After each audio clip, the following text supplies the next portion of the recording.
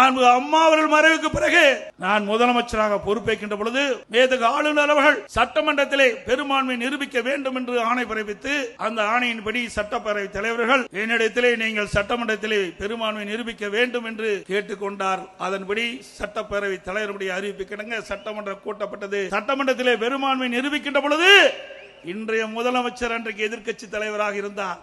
அப்பொழுது நடந்த சம்பவம் எல்லா தொலைக்காட்சியில் நீங்கள் பார்த்திருப்பீர்கள்.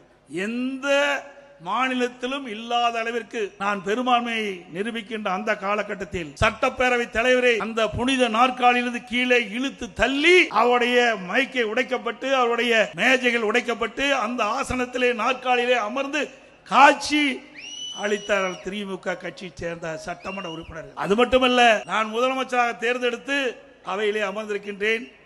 அமைச்சர் சகாக்கள் அமர்ந்திருக்கின்றார்கள்.